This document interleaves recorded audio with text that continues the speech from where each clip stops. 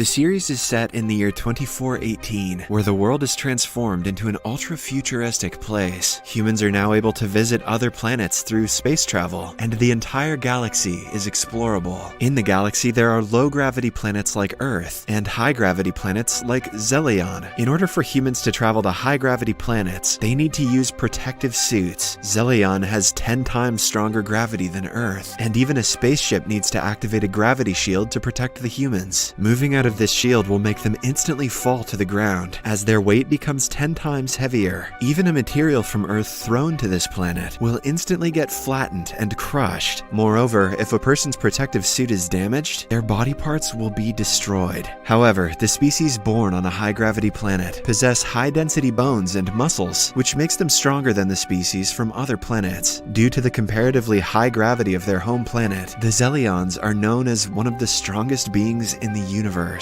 One such powerful ᴂᴄᴛ is 괂ᴏᴛ. She can knock down doors and walls, and crush a solid block of titanium, or reshape it into a sphere with her bare hands. She is a security member of an exploratory spaceship known as the USS Orville. The Orville is tasked to maintain order across the planets, and also repel any dangers from other galaxies if needed. The Orville is operated by several other personnel. Most of them are humans, and some are aliens. Its leader, Captain Mercer, is a human who is known for getting things done one way or another. He's also known for inventing Family Guy. The series then shows a planet named Sargass IV, where two people are being interviewed. It appears as if they have committed some sort of crime, and the interviewer keeps asking them if they are sorry. Everyone is wearing a strange badge, and it has an upvote and downvote option on it. Soon after, the public begins voting if the two criminals should be published, and the live vote count is displayed on TV. I guess Reddit made it to the future. Later, the criminals are brought to the punishment room, but when one of them tries running away, the cops shoot him down. Following this, the second criminal is sat on a chair, and a device is placed on his head. As soon as the downvotes reach 10 million, he is electrocuted, and the scene changes. A few days later, the Orville approaches Sargass IV in order to look for two of their missing researchers. The strange thing about the planet is that its culture is almost identical to that of 21st century Earth. Before initiating the mission, Captain Mercer reveals to his group that the two researchers had been sent to Sargass IV to study the place, but 1 month ago they lost all contact with them. He then assigns a team of 4, Commander Kelly, Dr. Claire, Lieutenant Lamar, and Lieutenant Alara, to head down to Sargass IV. Since Alara is different and has unusual patterns on her face, she wears a traditional Sargass hat and covers her nose with a band-aid before leaving. When the 4 arrive on the planet, they notice that it is awfully similar to 21st century Earth. Strangely, the people use their badges as if it is a daily part of their life. For instance, a man compliments his friend's weight loss, so he is given an upvote, and another man accidentally spills his coffee onto a stranger, prompting him to get a downvote. In short, the Sargass IV is a completely democratic country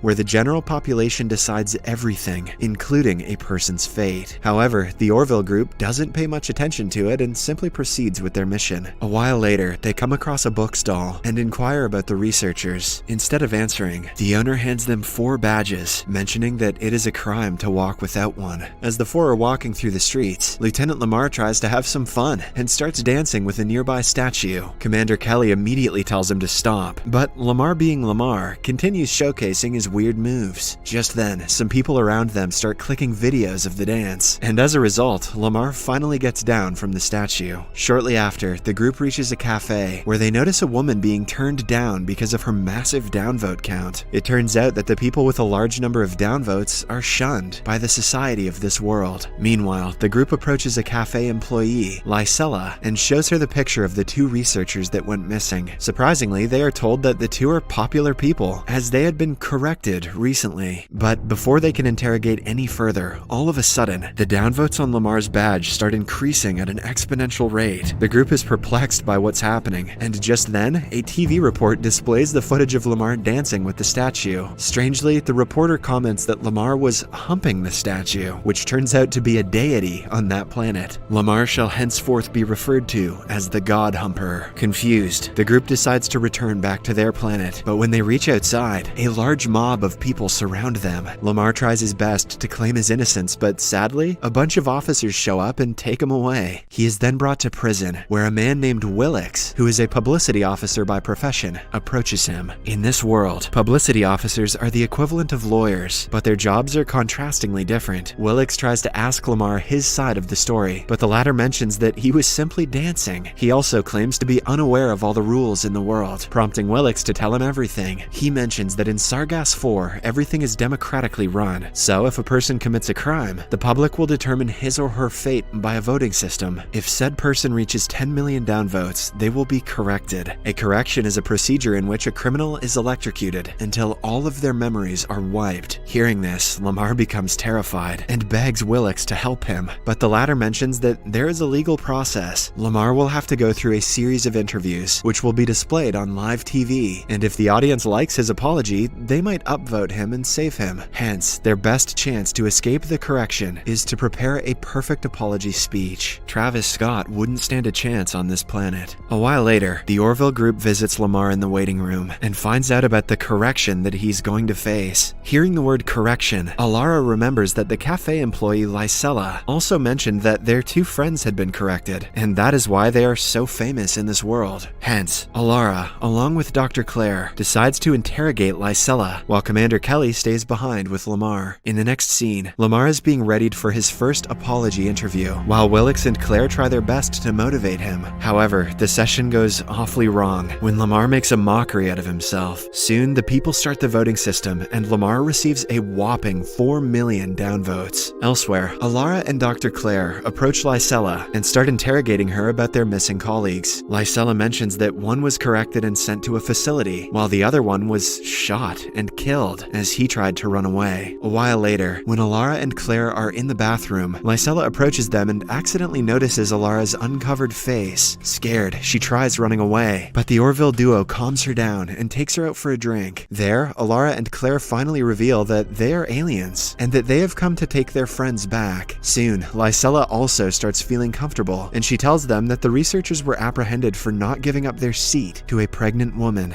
After this, the three head to the correctional facility and finally find one of the researchers that was corrected. He appears to be very calm and has no recollection of what he did. Seeing his terrible state, Dr. Claire immediately takes him back to the Orville. On the other hand, Lamar goes to his second apology interview, but once again, things go wrong when he forcefully high-fives the audience. This time, the downvote count reaches 9.3 million. Back at the Orville, everyone is anxious about Lamar as time is running out. Just then, Captain Mercer comes up with a plan. He realizes that in order to defeat the voting system of ⴰ IV, they need an inside person. Hence, he takes the tough decision to bring ᴰᴟ to their base. After she is brought to the Orville, she is taken aback to see the facilities and employees inside it. Wasting no time, Captain Mercer conducts a meeting and asks ᴰᴟ if there is any way to change the people's perception towards Lamar. The girl thinks for a while and responds that they might have a chance if the people get to know the good facts about Lamar. Hearing this, the Orville scientist Isaac puts forth a plan to hack into the voting database, and Mercer gives him the heads up. Elsewhere, Lamar is brought to the correction room, where a live vote count is being displayed. The entire population will have 10 minutes to vote, and at the end of the duration, if it reaches 10 million, Lamar will be corrected. As expected, he gets off to the worst start possible. Meanwhile, at the Orville, ᴰᴟ mentions that the people on ⴰ IV have sympathy for the criminals who take care of their grandmothers, have a military record, and love their dogs. Hearing this, Isaac uses his alpha tech skills and hacks into the voting database. He then fabricates the good facts about Lamar and spams it into the system. Surprisingly, the plan works, and several people start upvoting Lamar. With this, the votes are equally divided, and Lamar is saved. A few weeks later, the group again decides to inspect another planet, which resembles medieval Earth. This time, Commander Kelly, Isaac, and Lieutenant Mallory are tasked with the mission. Since the planet consists of very medieval people, the group is strictly ordered to not come in contact with anyone, as it may result in cultural contamination. Shortly after, when the shuttle reaches the planet, they notice that it looks just like Earth. However, it is several millennia in the past. Commander Kelly ventures out first, and when she peers through her binoculars, she notices a village nearby. After a while, as she is inspecting the place, two little girls suddenly spot her. Weirded out by her look, they immediately start running away, but one of them trips and falls, causing her head to bleed. Although Kelly is under strict commands to not come in contact with anyone down on the planet. Her maternal instincts can't simply let the girl bleed out. Hence, she approaches the little girl and introduces herself. She then takes out one of her futuristic devices and heals the girl's wound. Unfortunately, when Kelly turns back, she notices that several medieval people have noticed her, prompting her to run away from the place. Later, when the entire crew is back to base to conclude their findings, the mysterious planet vanishes in the blink of an eye. This leaves everyone stunned, but Isaac, being the smartest guy in the Orville, proposes a theory. He mentions that the planet is locked in a multi-phasic orbit. Such orbits are very rare because half of it lies in a universe and the other half in a separate universe. This is why the planet suddenly disappeared, as it has now been teleported to another universe where it can complete its orbit. Finally, Isaac concludes by saying that based on the geometry and mass of the orbit, the planet should return to this universe in exactly 11 days. Hearing this, Captain Mercer and the group decide to wait for the planet to return. In the next scene, Isaac's assumption comes to be true, as after 11 days of waiting, the planet finally returns. However, he senses something very weird. On further inspection, he finds out that although the planet has returned after 11 days, it has become significantly populated and advanced, and now it resembles 14th century Earth. This shocks everyone in the room, and Isaac simplifies the phenomenon in a simple way. 11 days may have passed for the Orville, but 700 years have passed for the planet. This means that 700 years have passed since Commander Kelly and her team visited the planet. Astonished by the finding, the team again ventures into the planet, and this time Captain Mercer also joins them. At first they decide to find some clothes so that they can blend in with the people. Hence, they approach a nearby hut and try stealing some clothes, but just then a lady emerges with her child. She confronts Kelly and begs her to bless her child. Although confused, Kelly hesitantly obliges. Because of the incident, the group realizes that something really bad has happened. Later, when they put on their new clothes and continue their journey, they come across some corpses hanging on a pole. When Captain Mercer inquires about them, a man reveals that they were hanged for spreading blasphemy about their god, Kelly. That's not all. The group also finds out that the whole village worships Kelly, and criminals are executed in her name. Even a small kid is forced to study when his mother mentions that Kelly is watching him. Stunned, the group reaches a religious temple where they find an enormous statue of their god, Kelly. This is when they realize that Kelly's contact with the people 700 years ago changed everything. Since she looked modern and healed the girl using her device, rumors spread around the planet that Kelly is a god. As a result, they started worshipping her, and even after 7 centuries, they still regard her as their savior. This is a big problem for the group, as they have breached a major rule of the Orville. Hence, they try to sort out the problem before it reaches the higher authorities. After a bit of thinking, Kelly decides to confront the head of state, Volantis, and reveal that she is a mortal. Shortly after, she reaches a large mansion, and when the guards and Volantis recognize her, they immediately drop to their knees as a sign of respect. Kelly tells them to get up and starts explaining that she is not a god. Expectedly, no one believes her, so Kelly cuts her own palm and draws out some blood. She then uses the same device to heal her wound. Volantis is baffled by her healing ability, but Kelly asserts that anyone is capable of doing it with the help of the device. She then suggests Volantis do the same, and when he cuts his palm and uses the device, it works. This, along with the fact that Kelly bleeds like any other being, finally convinces Volantis that she is not a god. He then promises to spread the news to his people, claiming that they too should know the truth. After Kelly and the group leaves, Volantis proceeds to prepare his men to spread the news throughout the world. However, one of his greedy assistants, who believes that Kelly is necessary to maintain control over the people, stabs him in the back and kills him. Following this, the scene fast forwards by 11 days, where the group is seen waiting for the planet to reappear. Soon, Isaac detects some movements, and the planet, which is now transformed into 21st century Earth, emerges. Without wasting any time, he conducts some tests and finds out that the people are still worshipping Kelly. However, she has also become controversial, as thousands of people are being killed by terrorists in her name. The group is devastated to learn that their plan did not work. Just when it seems like they are in trouble, Kelly comes up with an idea. She proposes that she herself will head to the planet and stay there her entire life so that she can prove that she's not a god. However, Captain Mercer immediately forbids it, explaining that this is too risky. Just then, Isaac steps forward and declares that he'll do it. Since he's a robot and knows a great deal about science, the people will believe him. Furthermore, he will also survive for the next 700 years, as it is only 700 seconds for him. Although Captain Mercer and his group are still skeptical, they decide to let him go, as it is the only way to repair the damage. After this, the scene again skips to 11 days later, when the the planet reappears. This time, it is transformed into a highly futuristic world with gigantic cities in it. Meanwhile, a spaceship approaches the Orville and asks for permission to enter. Captain Mercer approves of it, and two futuristic-looking aliens, along with Isaac, enter. At first, the two thank Captain Mercer and the group for sending Isaac, as he was one of the driving forces behind the planet's development. When Kelly inquires if she is still being worshipped, the aliens reply that they stopped doing that a long time ago. However, the people are still grateful